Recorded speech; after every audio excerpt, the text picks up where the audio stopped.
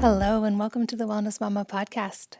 I'm Katie from wellnessmama.com, and this solo episode is going to briefly delve into the topic of morning routine, and I will share some of my own personal morning routine as a starting point for inspiration in case these are already things that you do or that you've been wanting to try, and I'll explain how each of these pieces became part of my morning routine and the effects that I've noticed personally. Again, as always, this is just for inspiration and information, never for comparison and never prescriptive or medical advice. I'm just sharing what has worked for me and would love to hear your feedback of what your morning routine looks like as well. I'm going to take you through the behind the scenes of my actual morning routine and especially what I actually do before I touch a screen or have a sip of coffee. To me, mornings really are sacred. They're not about hitting the ground running or about discipline or hustle. They are really, for me, about setting the tone for my whole day and about ease, energy, and sovereignty. Again, this is not prescriptive. This is just what has worked for me and why. If you've listened for a while, I'm sure you've heard me talk about this before, but one of the first things I do before anything else, before work, before text, before coffee, only do I hug my kids or talk to them first, it's sunlight and minerals. So this one is wonderfully inexpensive and free and very easy to implement. And a lot of us, I feel like, have trouble making this a habit. And I think it can be one of the most transformative things when we really make this a habit. So my personal routine is to step outside as soon as possible after waking up, barefoot if possible, and within 30 minutes of waking up at least, and just spend time outside with the natural light. I also, during this time, often hydrate with a quart-sized mason jar of water that sometimes has salt in it, sometimes has minerals in it, kind of what my body needs. And this is a big and important step. I think if my encouragement to you would be, if you haven't experimented with this one, I feel like it's one of the few things that is universally beneficial. I've had guests before talk about the many multifaceted benefits of sunlight and how it is so different than artificial light. And we know there's tons of data to back this up, the importance of natural light for circadian rhythm. And especially this morning sunlight piece, because early sunlight within that first 30 to 60 minutes of waking helps really regulate your body's melatonin and cortisol rhythms. There's been a lot of talk about cortisol recently. I've had guests explain that it's not that we want to just continually lower our cortisol. Cortisol is there and it serves a purpose, but we do want to support the correct rhythm of cortisol. And light is a tremendous signaling cue for doing this. There's studies on this that morning light exposure improves sleep, mood, and metabolic function. And we know that many people in the modern world have at least one marker of metabolic dysfunction. And this is an entirely free step that we can do that helps support our body's natural cortisol rhythms. And again, the important factors are as soon as possible after waking up or after the sun rises, if you wake up before the sunrise. And ideally while hydrating, because we also lose a lot of hydration while we are sleeping. This also helps with something called the cortisol awakening response, or CAR, which our cortisol is meant to spike in the morning naturally. And sunlight helps support this staying in balance when we don't hijack it with immediate screens or stress first thing. So you're syncing your body with the rhythms of nature and with your natural hormone cycles. You're supporting what it already does naturally. This is more of a bioharmonizing than a biohack because it's working with the body's natural rhythms. And I personally feel like minerals in this window are also really helpful and kind of an added benefit for cellular hydration. Because after 8 hours of sleep, hopefully we're getting 8 hours of sleep, we actually lose hydration and minerals while we are sleeping through our breath. This is why if you weighed yourself right before sleep and right when you woke up, there would often be a small weight difference. It's actually from the hydration loss while we are sleeping. And this is a normal and natural process. And being aware of it, we can be intentional about rehydrating and getting that hydration in our body along with the light cues first thing. I've talked a lot about kind of key minerals. I think a lot of minerals are important and we statistically aren't getting enough of many of them. But the big ones I try to focus on in the morning are magnesium, sodium, and potassium. And I will do this in various ways depending on the day. So I often sleep with at least one jar, if not two mason jars, on my nightstand. One will usually have salt water in it and one will have beam minerals, which are fulvic and humic minerals. And I find I want different amounts of different ones on certain days. I also often, when I wake up, take magnesium breakthrough. And as I've explained before, I'm a little bit of an odd case when it comes to magnesium because I'm an inverse modulator. So I feel better when I take it in the morning. Many people benefit from taking it at night, right before sleep. This will be a place of experimentation. But many of us are statistically depleted in these key minerals, especially sodium and magnesium. And so I find I feel much more energetic when I get these minerals and that sunlight first thing in the morning. And as someone who used to thrive on and really run on stress hormones, didn't have my cortisol in rhythm. In fact, about 10 years ago when I did a cortisol test, it was almost entirely reversed of the optimal rhythm. I feel that this morning light exposure and the minerals first thing are two really big supportive safety cues that I can give my body. And so for this reason, these are kind of my non-negotiables when it comes to the very first thing in my morning routine. I also like to spend time on kind of body supporting things and especially oral health supporting things first thing in the morning. So I like to say I detox my mouth before I detox my inbox. And I'll link to posts I've written about these different things. But a few things that I almost always do in my morning routine are to oil pull with coconut or sesame oil for about 5 to 10 minutes. This can also be done while outside in the sun, and I often do this outside so that I can then spit out the oil outside and not put it down a drain. It's an important reminder if you do oil pulling, drains don't like the buildup of oil over the long term. So either spit in the trash, in a jar that you'll eventually throw away, or outside.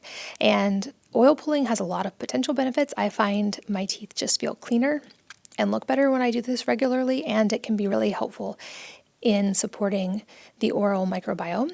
If you're not familiar with this practice, it's kind of an ancient one, and it simply involves, as you might guess, just putting a small amount of whichever oil you're going to use, ideally organic and cold pressed, and swishing it for a few minutes.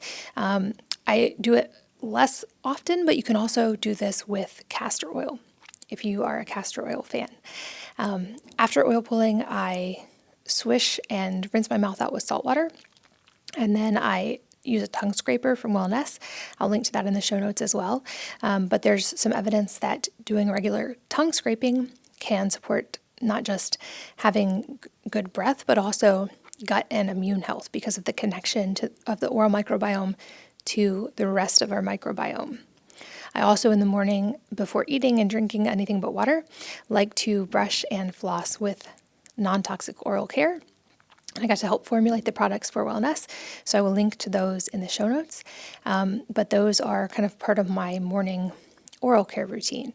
And why I feel this piece is important and what I've noticed is the mouth is somewhat a mirror to the microbiome. And we know a lot about our gut microbiome. We hear that talked about a lot. We don't talk as much about the oral microbiome, but that's actually one of the key places that the microbiome starts. We also have a skin microbiome. We have more bacteria than human cells. We're bacterial organisms. And oral bacteria can have a direct impact on heart health, brain health, and even hormone signaling. So this one, while I feel like it can often be overlooked, is actually one lever we can pull that can have a pretty big impact on health. And the studies on oil pulling are pretty limited. I've had holistic dentists tell me that it's generally considered a safe practice. So I feel that for me personally, the benefits outweigh any lack of data or any risk. Some small studies show that oil pulling regularly can reduce oral bacteria, inflammation, and even help with bad breath. There's also some evidence that might help with things like biofilms and reduce the instance of cavities, which makes sense to me because those are also microbiome dependent, and cavities are often connected with an imbalance of the strep mutans bacteria that's linked to cavities. Gingivitis has its own categories of bacteria that in all those cases are interrupting the oral microbiome. The evidence on tongue scraping is also pretty interesting.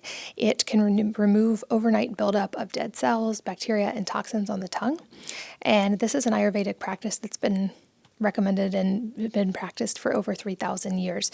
So these are not new things. And to me, they're very natural and health supportive things that seem to carry very low risk. I also take certain supplements first thing in the morning on an empty stomach for the best absorption. When I was healing from thyroid conditions, I took my thyroid medication first thing in the morning on an empty stomach. And now that I no longer take that, I use that same window to get some things that I really want to make sure get in my body early. One of these is magnesium. I've talked a lot and written a lot about the importance of magnesium. I think especially for women, this can be really helpful a lot of the time. And we have hundreds of things in our body that depend on magnesium for proper functioning, and most of us are not getting enough. I like to take a broad spectrum magnesium, so my most common one that I take is called Magnesium Breakthrough, which I will also link to in the show notes. And I find that I seem to get the most impact from this and feel the benefits when I take it on an empty stomach. So this can also be an empty stomach at night. The 3 supplements that I'm going to talk about in this particular part, I take on an empty stomach, either in the morning or at night, or both, since I often find like I do better when I get more of them.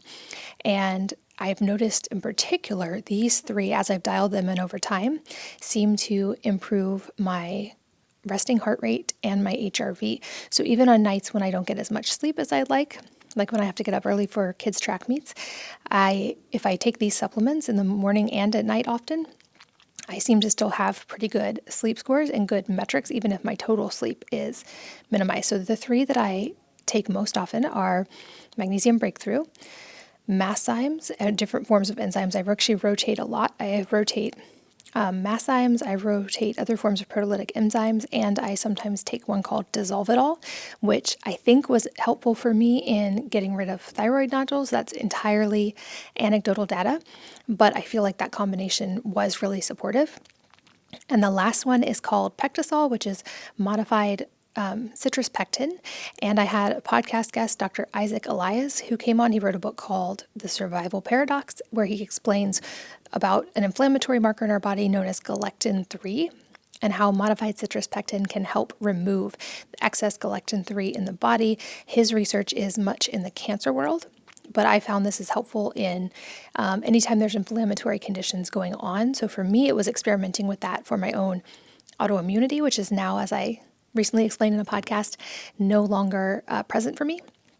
And I feel like anytime there's inflammation, so I actually take Pectisol relatively often. There's some fascinating research on it, and I feel like it's also a relatively safe supplement that has been helpful for me.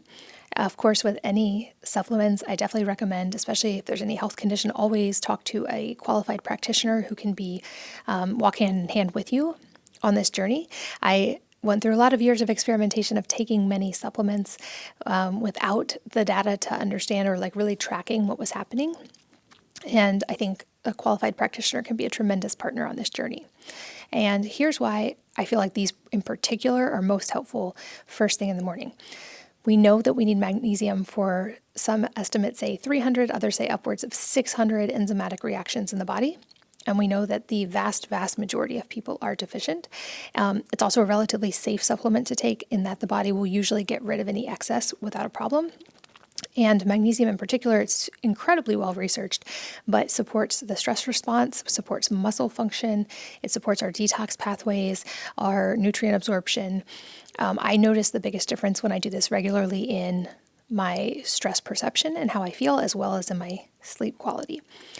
Now, enzymes are a whole category in and of themselves, and I might do a whole podcast on these one day just talking about enzymes. They can be used in a lot of different ways. I do feel they were helpful for me in dealing with and reversing autoimmune disease, and they seem to have different benefits depending on when and how they're taken. So I've noticed when I take them with food, that's when they're said to be able to help with nutrient absorption and digestion of food and proper assimilation of nutrients. They seem to serve a little bit different of a purpose when taken on an empty stomach. And the reason I often take these first thing in the morning is when they're not being used to digest food, there's some evidence that they can help break down inflammatory proteins and support immune modulation. So this is why I looked into them for autoimmune disease and why I feel like they were helpful. And then Pectisol in particular, especially on an empty stomach when it's not being interrupted by digestion and food processing.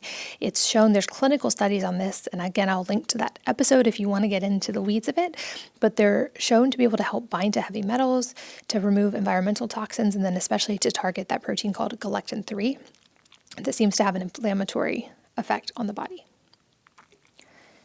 Now, another thing I've added in more recently in the past few years as an actual regular habit is some form of movement or lymphatic support. So I try most days before I consume anything like food, content, work, or caffeine to move my body gently. This is not my workout, this is not exercise, but just gentle movement to get the body more awake, to encourage natural lymphatic movement, blood circulation, and to help hydration as I get that gentle movement. So some of the things I do in this category in the mornings are things like rebounding, sometimes gentle lymphatic drainage, opening lymphatic pathways, especially these ones on the collarbone. I'll pump those and other lymphatic spots on the body and do either dry brushing or lymphatic massage. Sometimes I do fascia work or sound therapy or go for just a 10-minute walk.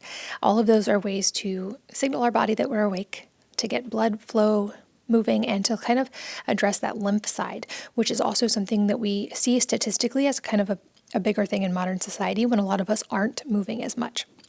And here's why I have found these helpful. So our lymphatic system is kind of like our drainage system. It's like the output system of the body. And since it doesn't have a pump like the heart, like our blood is circulated by our heart, but our lymphatic system doesn't have a pump. So it needs movement to flow. So this can be things like rebounding is specifically recommended often for lymphatic flow. It can be things like my friend Hunter's controlled articular rotations, or CARS, which is a very gentle mobility sequence for the body that takes 10 to 15 minutes.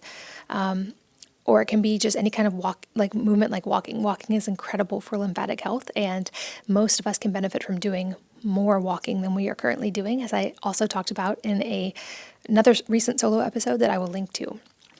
So these morning movement activities can really help support the body's natural detox pathways, lymphatic flow, immune health, and circulation. There's also the whole episode, or the whole topic of fascia.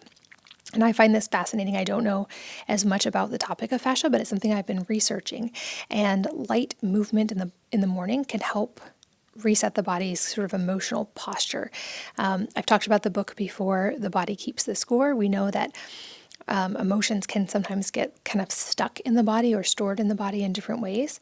And this gentle morning movement helps the fascia. Fascia is very movement dependent. It's actually very hard to affect in other ways, but proper movement patterns and fascial movement can be really helpful, especially in the morning.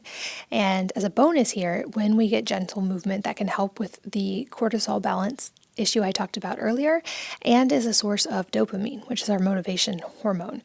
I find that for me, moving early in the morning helps me feel like I'm in my body, not just in my head. And before the world tries to pull me out of my body and into my head, it's really helpful to center. Another morning thing I do, this is after the sunlight, the hydration, the supplements, and some form of gentle movement, is to try to get 40 grams of protein and some amount of fiber before anything else goes to my body, like caffeine or supplements.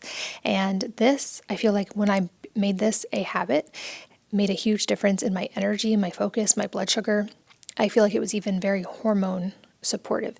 And I find for me personally, again, experimentation required for all of us, that whole food sources of protein first thing in the morning seem to be the most effective for those factors for me. So these are often things like eggs, grass-fed meats, seafood, kind of whole food sources. And then I will sometimes also add in a smoothie that might have some form of protein powder, like either a beef isolate protein or a whey protein, as well as collagen. There's a study that came out very recently that showed that adding collagen when we take protein powder, and especially in the post-workout window, can help improve muscle protein synthesis. And I feel like collagen is also supportive in other ways as a rich source of proline and glycine. When I drink coffee, I often add collagen to my coffee as well. But if I make a smoothie, I'll add in some fiber sources there, like chia or something like a psyllium fiber, fruit, or other things like that. And here's why this matters.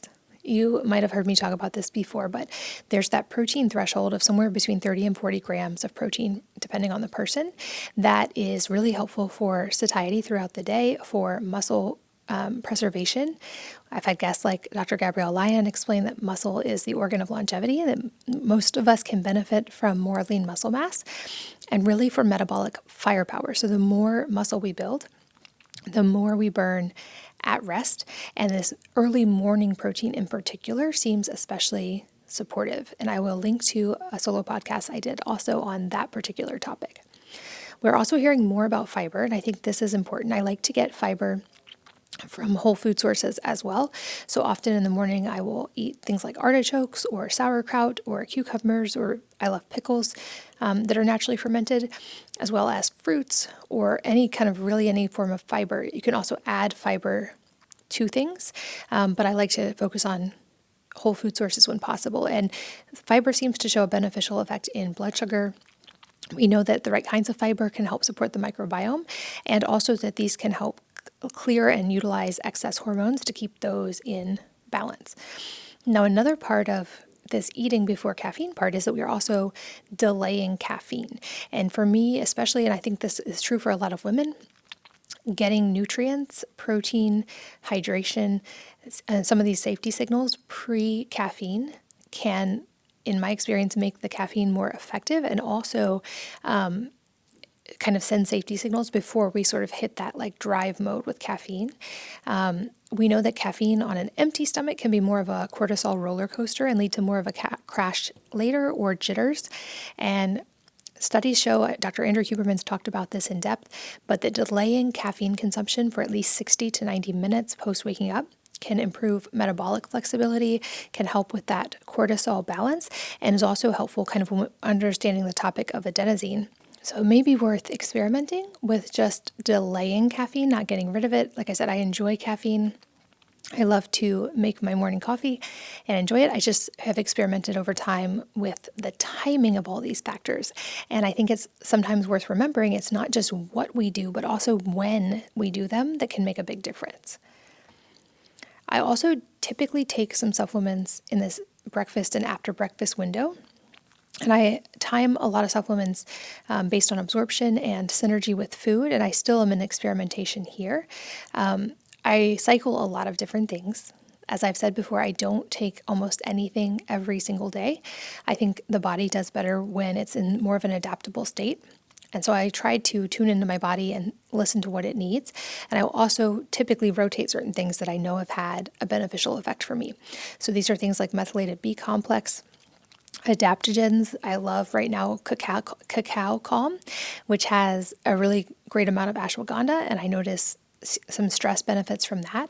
I try to get vitamin D from the sun, not from a supplement every day, but I consider that a non-negotiable. Also things like omega-3s. Choline for me personally is a big genetic factor, and so especially since I avoided eggs for a very long time when I was intolerant. I now eat them, but I find that I do better with higher choline consumption.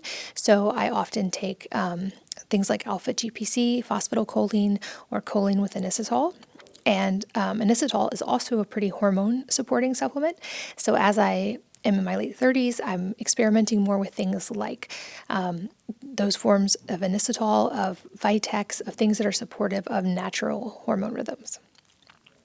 And the reason timing matters, this gets a little bit nuanced, but fat-soluble vitamins, like if you're supplementing with vitamin D, which I think is a nuanced topic to begin with, I don't typically, but also vitamin K, vitamin A, and E, which I do take, they are absorbed better when consumed with a meal that contains a natural source of healthy fat. Adaptogens like ashwagandha and rhodiola, which I also take at different times, seem to also work better with some food in the system. And so I think that it's worth experimenting with the timing here. Same thing with omegas. Anything fat soluble often does better when we consume it with fat. Also, I find for these types of supplements, they're gentler on my stomach when I take them with food, and it seems to help absorption. But I think this is an area of very much personalized experimentation, so I don't ever like to share exactly what I'm taking and the amounts because I think it is so different for each of us. Another part of this morning routine that I feel like is important is actually as much what I'm doing, but what I'm not doing, which is I'm not doing screens or coffee until after all of these. And I think that delay is actually also really impactful. This is probably the most powerful personal boundary I've set, and I feel more energetic when this is a daily routine for me. I notice more mental clarity, so it helps me to stay kind of in creative energy and flow versus chaos and reaction. In that sense, I feel less reactive and less overwhelmed or triggered, because I think the mechanism here, I would guess, is that it's delaying the dopamine hijack from screens, from work, from all the things that pull at our attention, by kind of centering in the morning and not letting the demands of work or screens be the first thing that enters my mental space. And then I think the other big component here is nervous system safety and that feeling of peace. Things like, for me especially, I've noticed that the light, the hydration, the protein in the morning, the supplements seem to be safety signals to my nervous system. And I think this is an important piece that we all get to dial in, but it's less immediate sympathetic nervous system activation and a little bit more time in parasympathetic to set the tone for the day. And there's a study that looked at if screen use within the first 30 minutes of waking can increase anxiety and decrease productivity throughout the day. So just like with coffee, I'm not anti-screens. I work on computers and phones a lot.